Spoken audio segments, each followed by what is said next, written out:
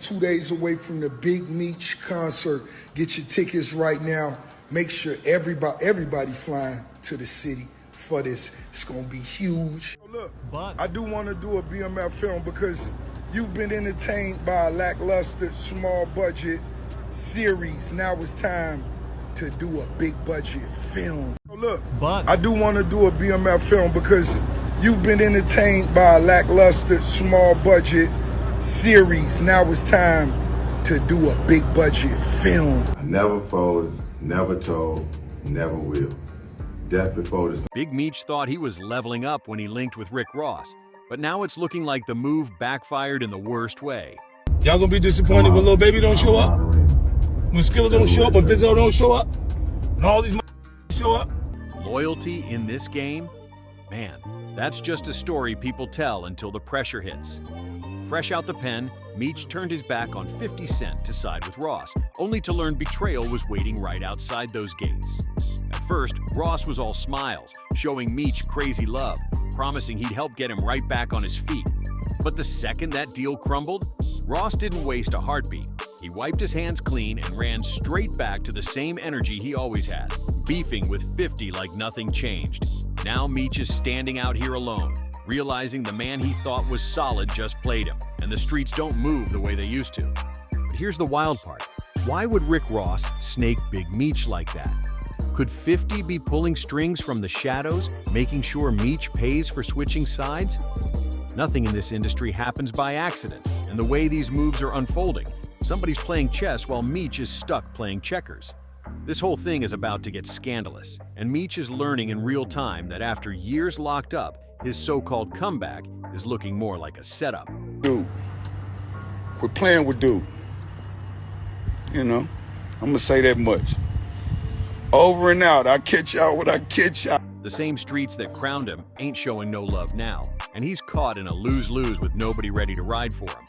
The same man Meech turned his back on, 50 Cent, is the one still feeding off the BMF brand, while Rick Ross, the guy Meech ran to, is out here acting like he never even knew him.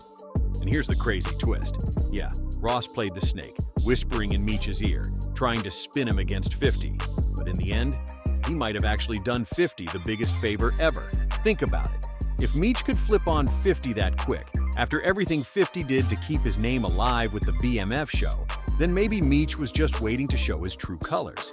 And now the streets are buzzing, saying Meech is scrambling, trying to point fingers over why his big legacy concert flopped and why nobody's lining up to lift him back up. And let's be real, who better to blame than Ross?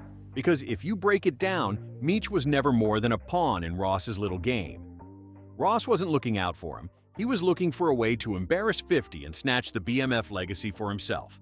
But the second things started looking shaky, Ross disappeared, leaving Meech stranded with nothing to stand on.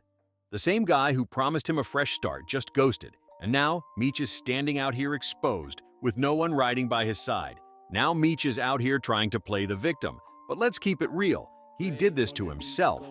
The streets got zero respect for somebody who switches sides just because a little money gets flashed in their face. And the question everybody's asking, how deep does this betrayal really run? Is 50 Cent just sitting back, smirking, knowing he cut off a snake without even lifting a finger? Word on the block is 50 might have even had a hand in getting Big Meech's Welcome Back concert shut down. But here's the thing. Why would 50 even need to make a move when Meech was already tripping over his own mistakes? Rumors were already floating heavy. Talk about snitching, whispers about desperation. The whole concert was giving thirsty vibes instead of legendary energy. And if there's one thing 50 loves doing, it's sitting back while his enemies self-destruct. And that's exactly what it looked like. Just 2 hours before the big show was set to pop off, Amarant Bank Arena suddenly pulled the plug. No heads up, no real reason, just cold-blooded cancellation. Their official statement? Due to unforeseen circumstances, tonight's show has been canceled. Refunds will be made at the point of purchase. That's it. No warning, no detail, just straight humiliation stamped on Meech's comeback moment. And guess who was sitting back, watching it all unfold like he already had the script in hand? None other than 50 Cent. BMF is BMF, but not because of 50, it's because of Big Meech, right? That's his story, that's his life, right? So I don't think 50 doing him no favors. They both profited. Right. The same man Meech tried to play is now watching the empire shake, and he didn't even have to break a sweat to get the last laugh. Before the concert was even announced, 50 was already clowning, telling folks it was never going to happen. And when the plug finally got pulled, he slid right back into that petty villain mode that only he can master. The second that cancellation news dropped, 50 posted the flyer like it was a platinum plaque. And the caption? Pure savagery. It might as well have come with a cigar in one hand and a gold chain swinging on his neck. He wrote, "I had nothing to do with this. Please stop calling my phone. I sincerely hope you have a nice day today. Happy Valentine's Day. I'm stronger than you think I am." And if you believe that, he might as well sell you the Brooklyn Bridge. That's how slick he was moving. See, the thing about 50, he never has to confirm a single rumor. He just drops breadcrumbs that remind everyone he's always 10 steps ahead. And just when people thought he was done trolling, he spun back to Instagram acting fake apologetic, saying, "If you bought an outfit and were ready to turn up, I apologize for whoever's responsible. Let's get to date now. Come on." That's not an apology. That's full-blown supervillain behavior dressed up as sympathy. And then came the knockout punch. A fan straight up accused him of shutting the whole event down. What did 50 do? He reposted it and doubled down, writing, "I apologize for your trip to Miami, but they've been playing with me. So, let's build when y'all get back to the city." That's ice cold. At this point, 50's out here playing chess with precision while everyone else is still fumbling around with dice, not even realizing the game already ended. I owe you no loyalty. That mean I can't go get money elsewhere, right? If more money get presented to me, right, I'm gonna go get me a bag. I just did 20 years in prison, right? I'm not gonna let nobody stop no bags come in because of y'all beat. Big Meech is scrambling for someone to blame, but the truth cuts deep. He did this to himself. Rick Ross lined him up, 50 wiped his hands clean, and now Meech is standing outside with nothing. No legacy concert, no crew, and not a single soul ready to clean up his mess. At the end of the day, Meech is left empty-handed, staring at a game that passed him by. Yeah, he survived prison, but when it came to business, 50 was finished with him. No more support, no more loyalty, no more BMF family backing. And to make matters worse, the one person keeping the family name alive, Lil Meech, just lost his spot too. He tried to play the loyalty card, begging 50 to keep the concert alive, but that move went nowhere. Season 4 of BMF canceled. And it's not hard to see why, because 50 didn't just pull the plug. He aired out Lil Meech's private texts for the whole world to see. And those messages, they shook everything. Lil Meech tried to sound loyal, saying he'd give 50 the shirt off his back, but at the same time he was defending his pops while still standing next to Ross. The contradiction was wild, and the craziest part, Lil Meech admitted Ross was the one fronting Big Meech money, just to cover bills until the next BMF season dropped. That was a dagger straight through the image of loyalty they tried to protect. One of the leaked messages read, "They just told me you unfollowed me on Instagram, and now you are managing Skill Abba with Rocket. When I brought him around you first, when you didn't even know who he was. Now you're mad at me. I would give you the shirt off my back. I can't believe this, man. You act like I'm your enemy. I only ever showed you love and loyalty." Straight Up wouldn't exist without 50's backing, yet somehow 50 the one taking all the heat for speaking on. And now, that loyalty looks twisted, because the same Ross they tried to defend is the one exposing just how shaky the whole BMF legacy really is. I go through my own ish, but I never switched up on you, F. Ross. But he gave my dad some bread so he can afford to pay his bills until our next season starts. That's what Lil Meech admitted. And right there, it was clear. Big Meech didn't just side with 50's biggest enemy, he was now fully depending on Ross to stay afloat. And Ross? He played the long game, handing out cash while keeping Meech locked in opposition with 50. Even the game couldn't stay quiet. He jumped in, clowning Lil Meech for not standing strong with his pops, and questioning why he didn't ride harder for the BMF legacy. He posted, "Just saw a text from Lil Meech to 50 that got me crying. Hey Lil Meech, you were supposed to be like, F you, this BMF, and I'm rocking with my pops." That had the streets buzzing. And just when it couldn't get more disrespectful, 50 fired back at the game with a savage clapback. "What's your little gun gonna do, man?" What up, though, boss of all bosses? And today I'm coming to tell all my supporters, if you're a business owner, entrepreneur, Whatever you got, you trying to make it go up, hit me right now. The internet went wild. Folks were literally spitting out their drinks. The big question, what happened to the gangster image Meech once had? How you let 50 clown you like that and walk away untouched? See, 50 doesn't need to lift a finger. He just watches from the sidelines while his enemies eat each other alive. This mess ain't about snitching whispers anymore. It's way deeper. Meech looks like a pawn in his own legacy. Ross is pulling strings, and 50 is posted up, letting nature take its course. The BMF empire is crumbling in plain sight, and everyone saw this concert collapse coming from a mile away. Everybody saw the downfall coming. Everybody except the Meeches. Lil Meech, the one person who was supposed to carry the family name, is now flipping on the man who gave him everything. 50 Cent handed him a career, a platform, and a lifeline while his pops was locked away. But instead of standing firm, Lil Meech dove headfirst into the chaos. And now, he's stuck right in the middle of a war he never had to be part of.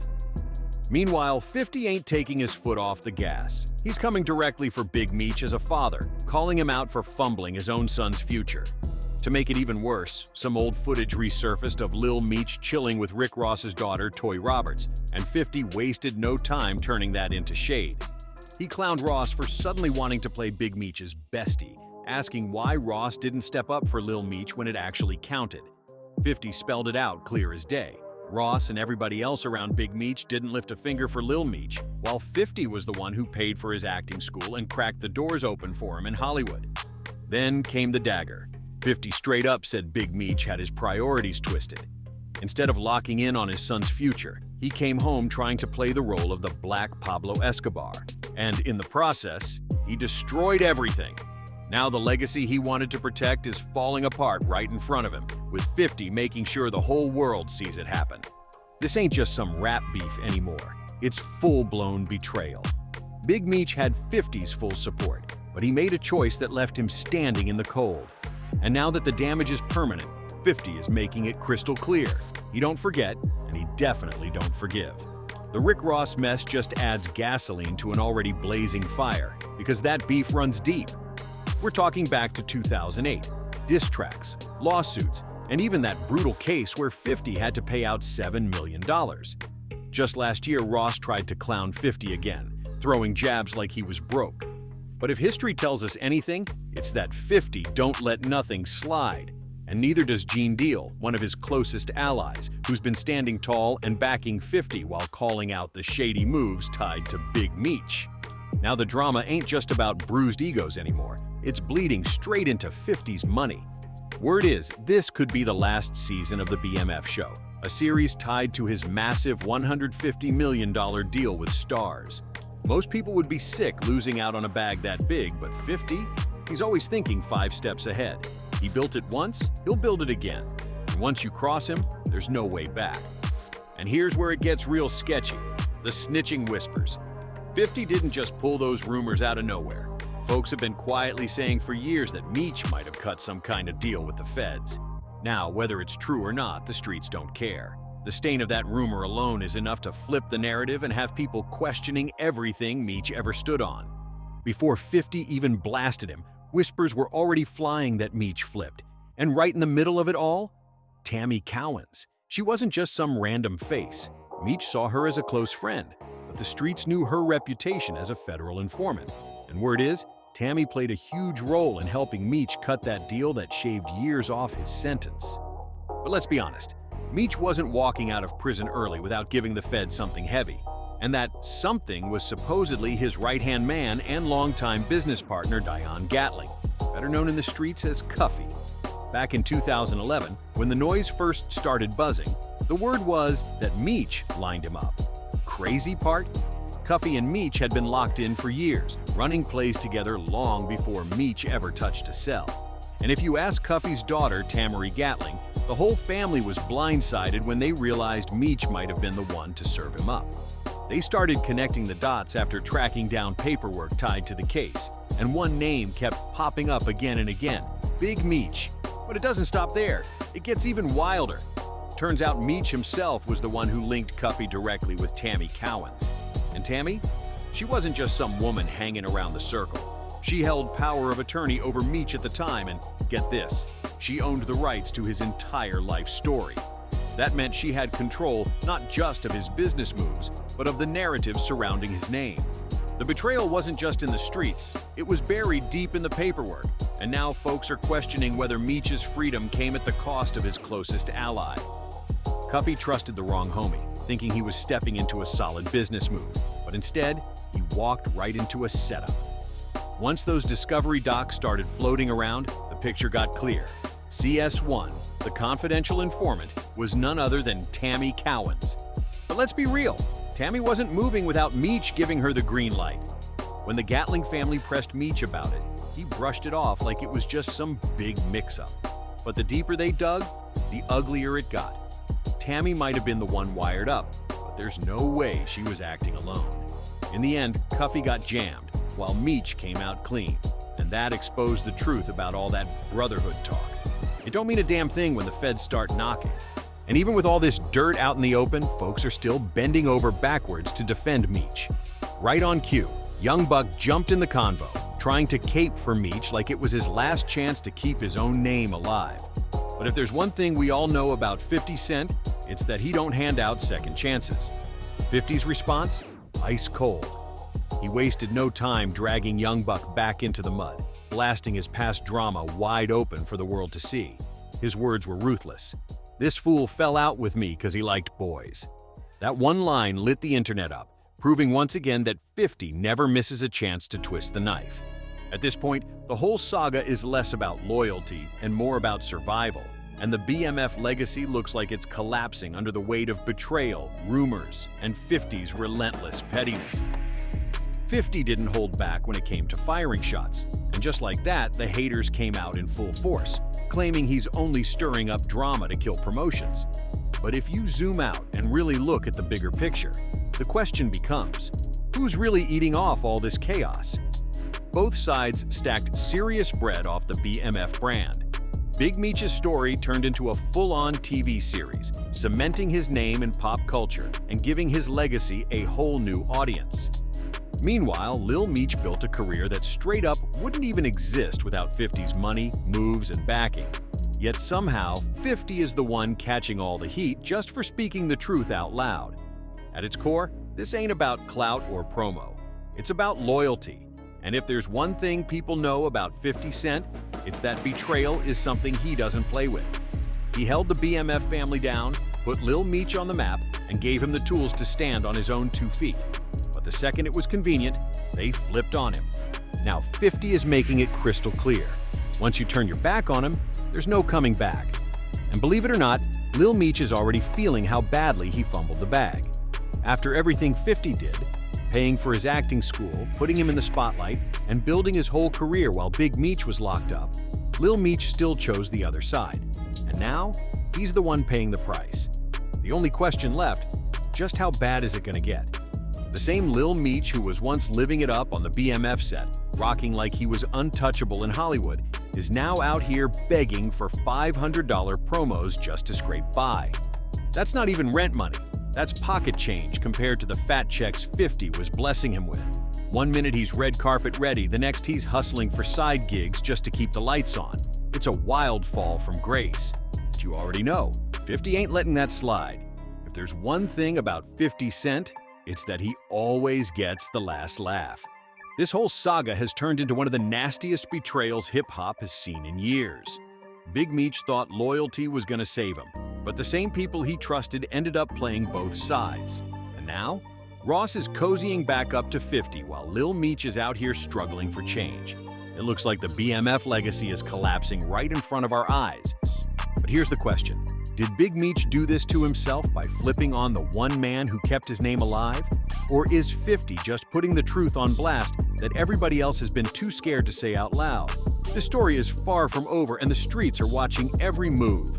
So let me know what y'all think in the comments. And don't forget to hit that like button, subscribe, and share this video with your people. Trust me, the tea is only getting hotter from here, and you won't want to miss what's coming next. See you on the next one.